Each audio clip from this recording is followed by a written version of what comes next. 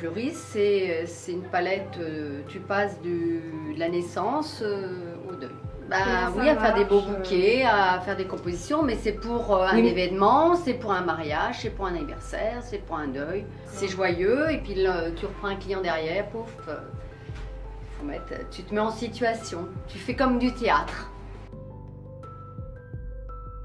Comment se déroule une journée de fleuriste? Tu veux le matin, on arrive, on sort toutes les plantes, tu arroses toutes tes plantes extérieures, tu nettoies l'extérieur, déjà. Et puis après, tu fais l'intérieur, tu nettoies tous tes vases le matin. Alors, un jour sur deux, tu nettoies tes vases. Hein, tu es obligé de nettoyer tout le vase, changer l'eau tous les 2 jours. Et après, tu t'attaques aux commandes. Tout ce qui est commande, que tu as dû ou préparer la veille parce que c'est à livrer le matin, ou tu en as d'autres à faire le matin pour l'après-midi. D'où proviennent toutes ces fleurs? Alors, tu as la Hollande, tu as le Midi et tu as l'Équateur. Quand il y a des fêtes, on a plus d'arrivages, donc c'est sur ordinateur, donc tu as un Hollandais qui a un site et qui te vend des fleurs sur le site. Tu fais ça le lundi, mardi, bon, tu peux avoir une commande le mardi qui arrive et une jeudi. Mais bon, tu peux commander déjà le dimanche, lundi et le faire livrer que le jeudi. Ils ont tout ce que tu peux même pas imaginer. Même de la déco, des vases, des cache-pots, ils ont tout, même les fleurs, les petites fils de fer, c'est fournisseurs fleuristes. Et de la plante, parce qu'il n'y a pas que la fleur, la plante aussi ils la font. Et après, tu as les camions qui passent le mardi matin, tu as un camion, et là je choisis au camion. Le mardi matin, il a ses fleurs, je choisis dans le camion. Après, tu as des fournisseurs sur Clermont. Comme je suis allée tout à l'heure, pour ravitailler, j'avais besoin d'une botte de roses blanches, quelqu'un voulait des roses blanches, donc je suis allée la chercher, la ramener tout à l'heure. Votre magasin est magnifique. Comment vous organisez-vous pour l'aménager? On le fait une fois par mois où on essaye de tourner tout. Tu vois, les orchidées étaient au milieu, le séché était là. Donc au moins une fois par mois, on essaye de tourner tous les nouvelles choses qui arrivent ou des compositions qu'on a faites où on a fait du séché. Donc le séché, on a pris le temps de prendre une journée où on fait que du séché. Parce qu'on sort les fleurs vraiment on s'installe et on fait que ça. Qu'est-ce qui vous a poussé à faire ce métier? Si tu veux, au départ, je voulais être horticulteur. Horticulteur, c'est encore autre chose, c'est pas fleuristerie.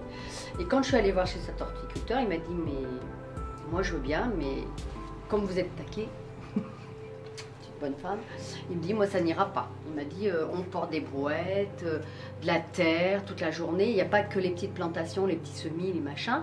Il m'a dit, moi je ne vous vois pas du tout là-dedans, et je ne connaissais pas le métier de la fleur. Et il m'a dit, moi je vous verrai plus dans une boutique de fleurs. Et c'est comme ça que c'est parti. Là je suis là depuis 33 ans et ça fait à peu près une quarantaine d'années que je fais métier fleuriste. Ça fait 33 ans que je suis à Sébaza, que je suis installée. Depuis 88, tu vois. Selon vous, quel est le plus gros avantage ou qu'est-ce que vous préférez dans votre métier? L'avantage, c'est joyeux, quoi. C'est joyeux, c'est beau. Tu es dans un domaine quand même superbe, hein, je veux dire. On va faire les salons, tu vois des superbes choses, des trucs que tu n'aurais jamais fait, ou tu dis tiens ça c'est une idée. C'est comme un tableau, nous. Tu vois, t'as quelqu'un qui va te peindre un truc, tu te dis mais comment il a fait ça, avec quoi il a fait ça? Et ben nous c'est pareil. Tu vas voir des salons où tu as des gens qui font que de la fleur et des compositions, et tu te dis tiens mais il a pris ça, moi j'aurais pas pris ça. Et ça te donne des idées. On va faire le salon Maison Objet à Paris. Alors Maison Objet c'est encore autre chose, c'est de la déco, mais tu as des fleuristes, tu as de la déco partout, sur des kilomètres et des kilomètres. Alors ça c'est super intéressant à faire. Et puis après tu as le salon de la fleur, tu en as 2 ou 3 par an. Et là il y en a un au mois d'octobre à Tours qui est à faire et c'est super bien. Et là c'est de l'art après, c'est plus pareil. C'est du spectacle, il nous a fait du spectacle de fleuristerie. C'est comme les défilés de mode, pareil. C'est dans le même style mais en fleurs. Qu'est-ce que c'est les inconvénients les filles? On va travailler les Les fêtes, le dimanche, tu vois, c'est le seul inconvénient. Ouais. Pour nous, c'est ça. Travailler les dimanches matins, moi j'ai toujours travaillé dimanche matin. Noël, jour de l'an, fête des mères, 1er mai, voilà.